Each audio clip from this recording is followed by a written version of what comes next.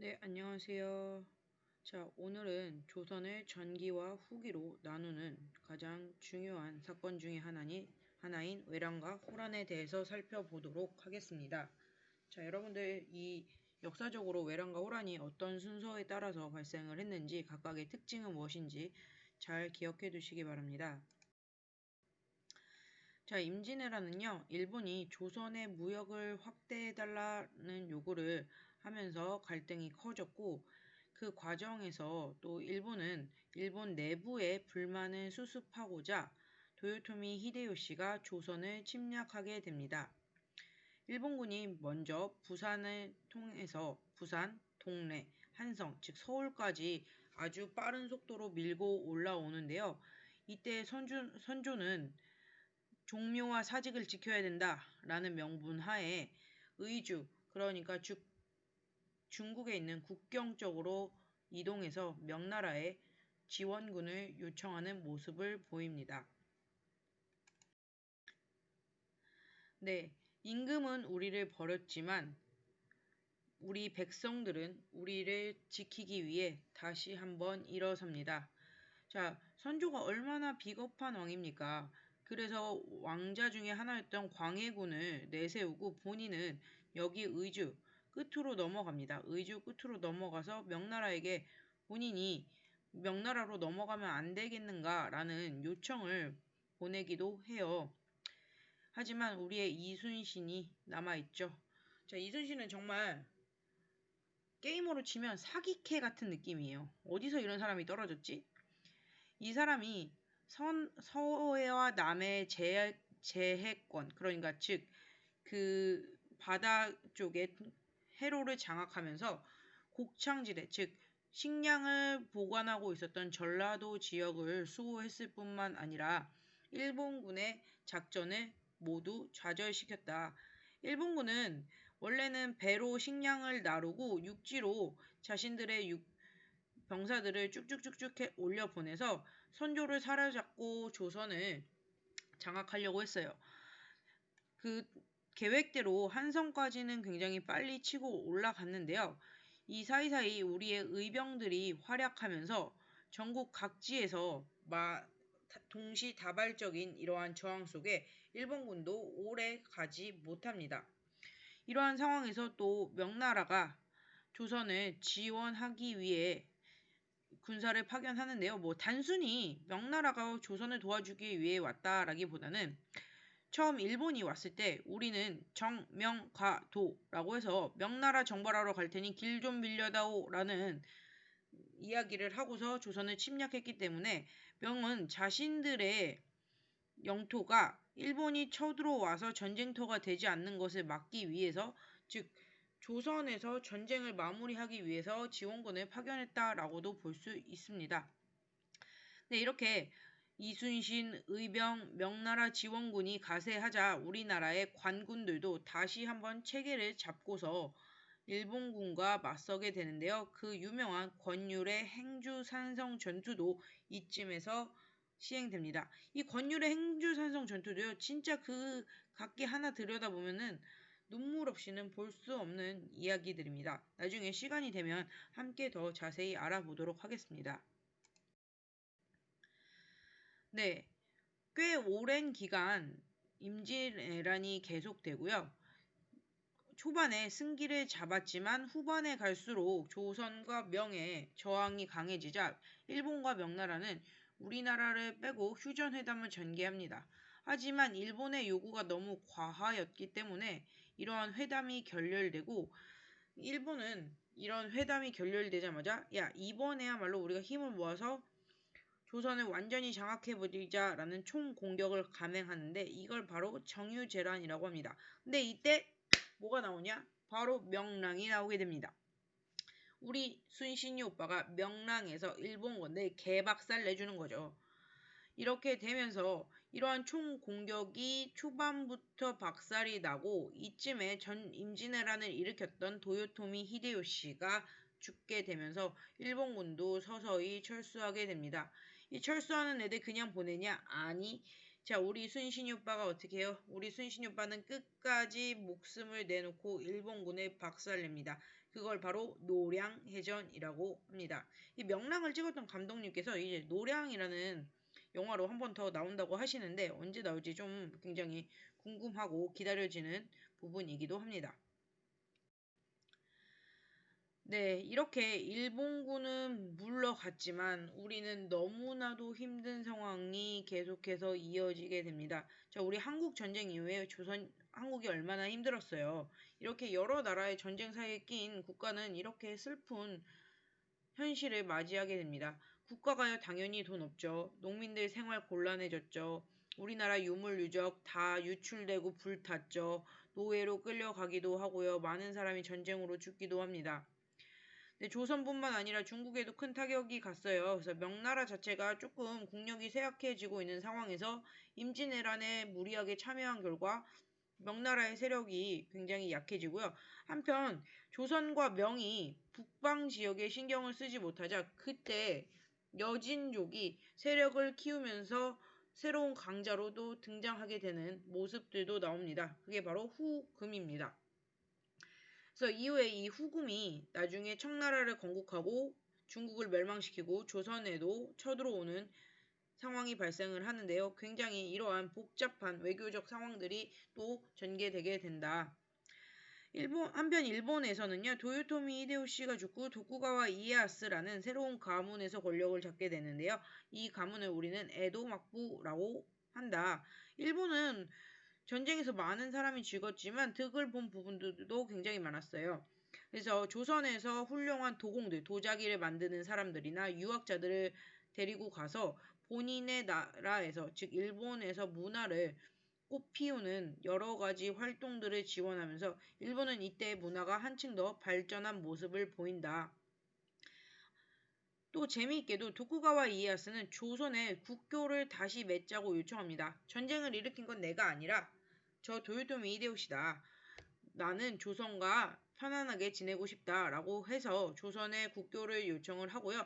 조선 입장에서도 일본에 끌려간 노예들이나 선비들, 그 다음에 한편으로는 이 도쿠가와 이에야스가 또다시 전쟁을 일으킬 만한 인물인가, 일본의 정세를 탐방하기 위해서 통신사를 파견하기도 한다. 참 뗄래야 뗄 수 없는 애증의 관계가 일본인 것 같아요. 네, 선조가 사망한 뒤 광해군이 왕위에 오릅니다. 광해군은요, 직접적으로 임진왜란 때 싸워본 사람이에요. 그렇기 때문에 전쟁이 얼마나 무서운 줄 알아요. 그래서 광해군은 왕위에 오르자마자 처음에는 전후 복구, 즉 토지 대장과 호족도 정리하고요. 국가의 체계를 잡은 뒤에는 성곽과 무기도 수리해서 국방을 강화하는 모습을 보이는 한편 최대한 전쟁을 피하려는 노력을 합니다. 그것을 우리는 중립외교라고 하는데요. 후금과의 전쟁을 피하기 위해서 명나라와 후금 사이에서 조심스럽게 중립외교를 추진합니다. 자, 오늘날 우리가 미국과 중국과의 틈바구니 사이에서 줄타기 하는 모습과 굉장히 비슷한 모습을 보이기도 한다. 그러자 서인은 이 광해군의 중립외교에 굉장히 크게 반발하고요. 이것이 후에 인조 반정이라는 일종의 쿠데타로 이어진다. 광해군의 외교 정책을 반대했던 서인은요, 인조를 왕으로 세우면서 광해군을 왕위에서 내쫓는데요. 그것이 바로 우리는 다시 한번 이야기하지만 인조 반정, 조선의 역사의 흑역사가 또 한번 생성되는 순간입니다. 자, 광해군은요, 이 교과서 164쪽과 같이 후금을 정복하기 위해서 명나라에서 군사를 요청하자 군사를 보내는 대신에 이러한 강옥립을 후금에 항복하도록 해서 우리 백성들도 지키고 그런 외교에서도 크게 트러블을 일으키지 않는 모습들을 보여주는데요. 어떻게 보면 지금 우리 시대에 필요한 외교적 방안이 아닌가 싶습니다. 자, 여러분들은 광해군의 중립외교에 대해서 어떻게 생각하시나요? 인조처럼 의리를 지켜야 된다. 아니다. 우리나라의 실리, 즉 국익을 위해서 중립외교를 취해야 된다. 나중에 여러분들이 학교에 등교하시면 이런 이야기를 한 번 더 해봤으면 좋을 것 같아요. 또한 여러분들이 수행평가를 수행할 때 이러한 외교적인 부분의 정책들도 계승해서 쓴다면 굉장히 큰 도움이 될 것 같습니다. 네, 제가 아까 말씀드렸죠. 인조가 왕위에 오른 것은 조선의 또 하나의 흑역사의 시작이다.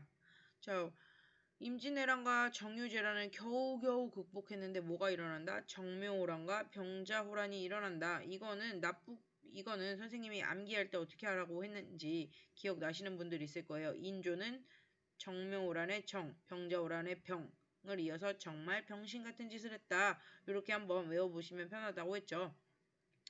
정묘호란이 왜 일어났는지 보시면은 인조는 서인 세력과 친명배금 정책을 펼칩니다. 친명배금이 뭐냐면 명나라랑은 친하게 지내고 금나라는 배척하자. 자, 신은 강자인 금나라를 배척해? 그러면은 이게 어떤 일이 벌어지겠어요? 후금은 이괄의 난으로 조선이 혼란해지자 이 틈을 타서 바로 자신들을 배척하는 조선을 공격합니다. 관군과 의병들이 활약했음에도 그 새롭게 떠오르는 후금군을 막지 못해요. 그래서 후금이 이때 와서는 자, 너희가 이제 나를 형으로 모시면 내가 너희를 그래도 이번 한 번쯤은 봐주겠다. 나한테 잘해라 하고 넘어갑니다. 자, 그럼 이때쯤이면 정신 차렸어야죠. 병자호란이 다시 발생하게 되는 배경을 또 한번 살펴보면 후금이 이제는 명나라를 멸망시키고 청나라를 세우는 중국 대륙을 장악하는 모습을 보입니다. 이때 본인들이 황제를 치가면서 조선들에게 야, 저번에는 나를 형으로 불렀지만 이제는 나를 황제로 모셔라 라는 군신관계를 요구했는데요. 정묘호란한테 그렇게 두들겨 맞았으면 알았어야죠. 그런데도 야, 우리는 의리를 지켜야 된다. 명나라가 우리를 도와줬기 때문에 우리 조선이 남아있는 거고 우리는 끝까지 명에 대한 의리를 지켜야 된다. 망해간 나라, 이미 망한 나라의 의리를 지키면 뭐 할 거냐고. 그렇게 주전론, 전쟁을 해야 된다. 아니다. 주화론, 화의. 그러니까 청나라와 화해해야 된다라는 의견이 대립하다가 결국 청나라의 요구를 거절합니다. 청나라가 가만히 있어? 그대로 군사 끌고 바로 내리꽂는 거예요. 며칠 만에 한성 함락되고요. 즉 수도가 함락되고 인조는요. 도망가지도 못해서 도망갈 시간도 없어서 남한산성으로 뻘뻘거리면서 피신해 나갑니다. 네, 거기서 버티고 버텨요. 그때 뭐 답 있어? 그 추운 날에? 그래서 결국 남한산성에서 저항하다 고립되고요. 청나라에게 굴욕적인 화의를 체결하게 된다. 청나라 황제에게 3번 절하고 9번 이마를 머리에 받았다. 그러면은 왕자리에서 내려왔어야지. 자신의 아들이었던 소현세자 복림대군 모두 청나라의 인질로 보내면서도 왕자리 지키고 틀어 앉았다. 그럼에도 불구하고 한동안은 또 정신 못 차려요. 북벌론이 되돌립니다. 자, 우리가 청나라에 복수해야 되니까 북쪽을 벌하러 가자. 그렇기 때문에 다시 한번 군대를 조직해야 된다. 근데 사실 이거는요. 집권 세력, 그러니까 즉 전쟁을 불러일으켰던 세력들이 잘못한 부분들을 정당화시키기 위해서 군사력을 이용한 부분들도 있어요. 뭐 인조에 이어서 왕위에 오른 효종은요. 이완 등을 통해서 산성을 보수하고 군대를 양성하나 실질적으로 청나라를 쳐들어가기에는 큰 무리가 있었던 것 같습니다. 한편 청나라는요. 그 이후에 차곡차곡 중국에서 자신들의 영향력을 펼쳤기 때문에 조선이 감히 덤비기도 너무 힘들어요. 그리고 군대는 그냥 키우니 지금 먹고 살기도 힘든 나라의 백성들에게 군대 키우게 돈 모아와라, 세금 걷겠다 하면 좋아하겠어요? 이러한 여러 가지 복잡한 사정 속에서 효종이 죽음으로써 북벌이 마무리되게 되고요. 이러한 청나라에 대한 부분이 북벌론에서 조금 더 실리적인 방향으로 이후에 바뀌게 된다. 그것을 우리는 이후에 북학론, 북쪽의 학문을 배우자는 부분으로 전환되게 되는데요. 그거는 뒤에 가서 조금 더 자세히 다루도록 하겠습니다. 자, 이거는요, 내용 정리 쑥쑥이고요. 자, 여러분들 지금 수업 잘 들으셨죠? 요거 제가 5분 정도 드릴 거예요. 이 5분 정도 드리는 동안 푸시고 제가 여러분들 모두 불러서 하나씩 답을 맞춰 보겠습니다. 네, 5분 정도 시간 드릴 거고요. 공부하시기 바랍니다. 감사합니다.